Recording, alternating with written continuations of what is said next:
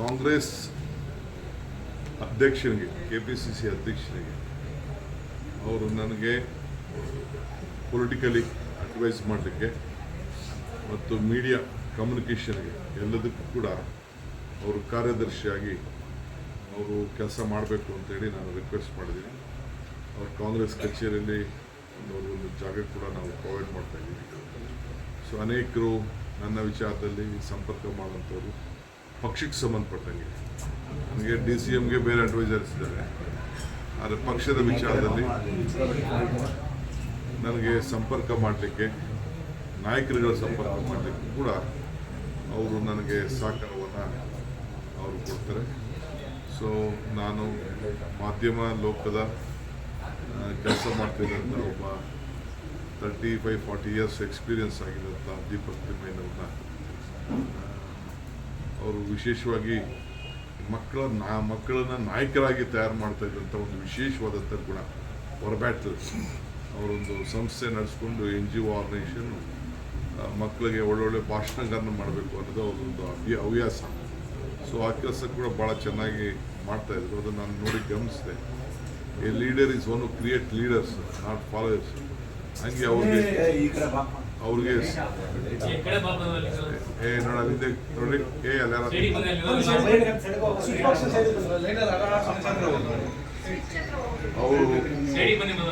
ಅವರೊಬ್ಬ ನಾಯಕರಾಗಿದ್ದಂತೂ ಅವರು ನಾಯಕರುಗಳನ್ನ ತಯಾರು ಮಾಡೋಂಥ ಒಂದು ದೊಡ್ಡ ಗುಣ ಇತ್ತು. ಸೊ ನನಗೂ ಅದು ಜೆಲ್ ಆಯಿತು. ನನಗೂ ಕೂಡ ನಾಯಕರುಗಳನ್ನ ತಯಾರು ಮಾಡಬೇಕು ಈ ದೇಶಕ್ಕೆ, ಈ ಸಮಾಜಕ್ಕೆ ಅನ್ನೋದು ನಮ್ಮೆಲ್ಲರ ಆಸೆ. ಆ ದೃಷ್ಟಿಯಲ್ಲಿ ಇವತ್ತು ಅವ್ರು ಒಳ್ಳೆ ಕೆಲಸ ಮಾಡ್ತಾಯಿದ್ರು. ಸೊ ಆಮೇಲೆ ನಮ್ಮ ಫಿಲಾಸಫಿ, ನಮ್ಮ ಕಾಂಗ್ರೆಸ್ ಪಾರ್ಟಿಯ ತತ್ವ ಎಲ್ಲ ಕೂಡ ಅನೇಕ ಸಂದರ್ಭದಲ್ಲಿ ಅವ್ರ ಸಲಹೆಗಳನ್ನು ಕೇಳ್ತಾ ಇದ್ದಾಗ ಕೂಡ ನನಗೆ ಭಾಳ ಒಳ್ಳೆಯ ಸಲಹೆಗಳನ್ನು ಕೊಟ್ಟಿದ್ದು ನನಗೆ ನಾವೆಲ್ಲ ಉಪಯೋಗಿಸ್ಕೊಂಡಿದ್ದೇವೆ. ಆ ದೃಷ್ಟಿಯಿಂದ ನಾನೇ ಅವ್ರನ್ನ ರಿಕ್ವೆಸ್ಟ್ ಮಾಡಿಕೊಂಡೆ, don't waste your time, energy, so ತಾವೆಲ್ಲ ಮಾಡಬೇಕು ಅಂತಂದರೆ ನಾನು ಭಾಳ ಸಂತೋಷದಿಂದ ನಿಮ್ಮ ಹತ್ರ ಎಲ್ಲ ಕೇಳಿ, ನಿಮ್ಮಂಥ ಫ್ರೆಂಡ್ಸ್ ಹತ್ರ ಕೇಳಿ he has come to a conclusion that he should be a part of the Indian National Congress. So ಅವರಿಗೆ ನಾನು ಸ್ವಾಗತವನ್ನು ನಾನು ಬಯಸ್ತಾ ಇದ್ದೇನೆ. And he will be available for you for the entire ನಮ್ಮ ಪಾರ್ಟಿ ಜೊತೆಗೆ ಎನಿ ಕಾಂಗ್ರೆಸ್ ಪಾರ್ಟಿ ಡಿಬೇಟ್ಸ್ಗೆ ಇವನು ಕೂಡ ನ್ಯಾಷನಲ್ ಲೆವೆಲಲ್ಲಾಗಲಿ, ಸ್ಟೇಟ್ ಲೆವೆಲಲ್ಲಾಗಲಿ, ಇಂಗ್ಲೀಷಲ್ಲಾಗಲಿ, ಕನ್ನಡದಾಗಲಿ ಎಲ್ಲಿ ಬೇಕಾದ್ರೂ ನೀವು ಆಹ್ವಾನಿಸ್ಬೋದು. ನಂಬಿಕೆ ಮೇಲೆ ಅವ್ರು ಯಾವ ಪಕ್ಷಕ್ಕೆ ಸಹಾಯ ಮಾಡ್ತಾ ಇದ್ದಾರೋ ನನಗೆ ಗೊತ್ತಿಲ್ಲ. ಅದು is an official member of the BJP. ಸರ್ಕಾರ ಬಿಡಿಸೋದನ್ನ ಪಕ್ಷಕ್ಕೆ ಸೇರಿಸ್ಕೊಳ್ಳೋದು ನೀವು ಹೇಳೋದು ಪ್ರಕಾರ ಫಸ್ಟ್ ಅದಕ್ಕೆ ಉತ್ತರ ಕೊಡ್ಲಿಲ್ಲ. ನೆಕ್ಸ್ಟ್ 14 ಜನ ಹೋದ್ರಲ್ಲ, ಅಶ್ವಥ್ ನಾರಾಯಣ ಅವರು ಹೇಳಿದ್ದಾರೆ, ನಿಮ್ಮ ಆರೋಪ ಮಾಡಿದ್ದಾರೆ. ಯಾರು ಕಳಿಸಿದ್ದು? ಅಶ್ವಥ್ ನಾರಾಯಣ ಕಳಿಸಿದ್ದು ಯಾರು? ಬಿಜೆಪಿಗೆ ಕಳಿಸಿದ 14 ಜನ ಯಾರು ಅಂತ ಅವರು ಪ್ರಶ್ನೆ ಮಾಡ್ತಾರೆ. ಅವರೇ ಹೇಳಿ, ನನಗೆ ಗೊತ್ತಿಲ್ಲ. ಸಿದ್ದರಾಮಯ್ಯ ನೇರವಾಗಿ ಇಂಟೆಂಟ್ ಆಗಿದೆ ಸರ್. ನಮ್ಮದೇ ಡೈರೆಕ್ಟ್ರಿ ಸರ್. DK ಶಿವಕುಮಾರ್ ಅವರು ಏನಾದರೂ ಹೇಳಿ, ಕುಮಾರಸ್ವಾಮಿ ಅವರು ಏನಾದರೂ ಹೇಳಿ, ಸ್ವಾಮೀಜಿನ ಯಾಕೆ ನೀವು ಬಹಿರಂಗವಾಗಿ ಈ ರೀತಿಯಾಗಿ ಮಾತಾಡ್ತೀರಿ? ನೀವಾಗಿರ್ಬೋದು, ಕುಮಾರಸ್ವಾಮಿ ಅವರಾಗಿರ್ಬೋದು, ಇನ್ನೊಂದು ರಾಜಕಾರಣ ನಾನು ಸ್ವಾಮೀಜಿ ಅಡಿತಾನೆ ಇಲ್ವಲ್ರಿ. ಸ್ವಾಮೀಜಿ ಗೌರವ ಕೊಡ್ಲೇಬೇಕು ಅಂತ ಹೇಳ್ತಾ ಇದ್ದೀರಲ್ಲ. ಬಟ್ ಸರ್, ಒಕ್ಕಲಿಗ ಸರ್ಕಾರ ಇನ್ನೊಂದು ಸರ್ಕಾರ ಜಾತಿ ವರ್ಗ ತರುತ್ತದು ತಪ್ಪಲ್ಲ ಸರ್. ಈಗ ಸಿದ್ದರಾಮಯ್ಯ ಸರ್ಕಾರ ಅಂದ್ರೆ ಕುರುಬ ಸರ್ಕಾರ ಕೇಳಕ್ಕಾಗುತ್ತಾ ಅಂತ ಪ್ರಶ್ನೆ ಮಾಡ್ತಾ ಇದ್ದಾರೆ. ನೀನು ಬೇಡ ಅನ್ಬೋದು, ನಾನು ಬೇಡ ಅನ್ಬೋದು. ಅವ್ರ ಜಾತಿ, ಅವ್ರ ಧರ್ಮ ಯಾವ್ದು ಬಿಡೋದಿಲ್ಲ. ಹುಟ್ಟುವಾಗ ಜಾತಿ ಹುಟ್ಟೇ ಇರ್ಬೋದು, ಆದರೆ ಸಾಯುವಾಗಾದ್ರೂ ಧರ್ಮ ಬರ್ತದೆ. ನಾವು ಯಾರು ಜಾತಿ ಅಂತ ಅರ್ಜಿ ಹಾಕೊಂಡು ನೀನು ಹುಟ್ಟುದಿಲ್ಲ, ನಾನು ಹುಟ್ಟುದಿಲ್ಲ. ಬಟ್ ನಮ್ಮ ಅಪ್ಪ ಅಮ್ಮ, ನಮ್ಮ ಧರ್ಮ, ನಮ್ಮ ಸಂಸ್ಕೃತಿ ಅದನ್ನು ಸಾಯೋವರೆಗೂ ಬಿಡೋದು. ನಾಮಕರಣ ನನ್ನ ಧರ್ಮ ಬೇಡ ಅಂತ ಇರ್ಬೋದು. ನಾಮಕರಣ ಮಾಡೋದು ಒಂದು ಧರ್ಮನೇ, ಕಿವಿ ಚುಚ್ಚೋದು ಧರ್ಮನೇ, ಮೂಗ್ಬಿಟ್ಟು ಚುಚ್ಚೋದು ಒಂದು ಧರ್ಮನೇ. ಸರ್ಕಾರ ಒಂದು ಜಾತಿಗೆ ಇರಲಿ, ನೀನು ಮೀಡಿಯಾ ಕೆಲಸ ಮಾಡು.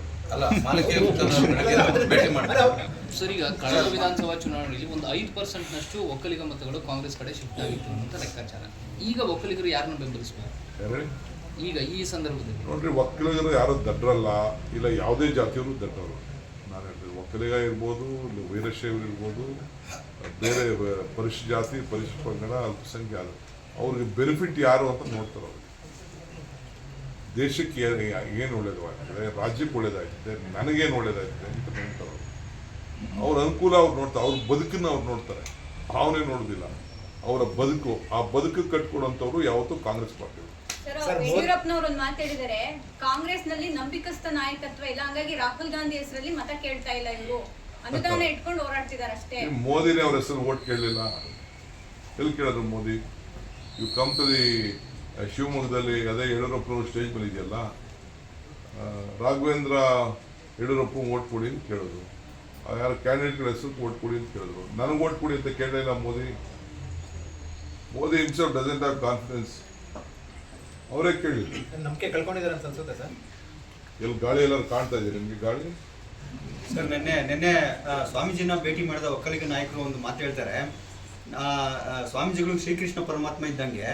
ಕುರುಕ್ಷೇತ್ರ ಸಂದರ್ಭದಲ್ಲಿ ಕೌರವರು ಪಾಂಡವರು ಇಬ್ರು ಸ್ವಾಮೀಜಿ ಕೃಷ್ಣನ ಹತ್ರ ಹೋದ್ರು, ಕೃಷ್ಣ ಪಾಂಡವರಿಗೆ ಸಪೋರ್ಟ್ ಮಾಡ್ದ. ಈಗ JDS ಅವರು ಪಾಂಡವರು, ಕಾಂಗ್ರೆಸ್ ಕೌರವರು ರೀತಿ ಇದ್ದಾರೆ, ಸ್ವಾಮೀಜಿಗಳು ನಮಗೆ ಬೆಂಬಲ ಮಾಡ್ತಾರೆ ಅಂತಾರೆ. JDS ಎಲ್ಲಿದೆಯಾ? ನೀನು JDSಗೆ ಎಲ್ಲ ಮುಕ್ತಿ ಮಾಡಾಕ JDS. ನಮ್ಗೆ JDS ಎಲ್ಲಿ ಅನ್ನೋದು ಆಸೆ ಇತ್ತು, ನನಗೆ ಈಗೂ ಆಸೆ ಇದೆ ಇರಬೇಕು ಅಂತ. ಬಟ್ ಅವರು ಡಿಸಾಲ್ವ್ ಮಾಡೋ ಸ್ಟೇಜ್ಗೆ ಹೊರಟ್ಬಿಟ್ಟಿದಾರಲ್ಲ, ಹಳ್ಳಿನೇ ಕಳಿಸ್ಬಿಟ್ಮೇಲೆ ಇನ್ನು ಎಲ್ಲಿ ಅದಾಗ್ತದೆ. ನಾವು ಹಿಂದೆ ಒಂದು ಬ್ಲಂಡರ್ ಮಾಡಿದ್ವಿ, ಅದಕ್ಕಿಂತ ದೊಡ್ಡ ಬ್ಲಂಡರ್ ಅವ್ರು ಮಾಡ್ತೀವಿ. ಓಕೆ, ನಮಸ್ಕಾರ. ಹಾಗಾದ್ರೆ ಲೋಕಸಭಾ ಚುನಾವಣೆ ಈ ವಿಡಿಯೋ ನಿಮಗೆ ಇಷ್ಟವಾದಲ್ಲಿ ಲೈಕ್ ಮಾಡಿ, ಶೇರ್ ಮಾಡಿ, ಸಬ್ಸ್ಕ್ರೈಬ್ ಮಾಡಿ.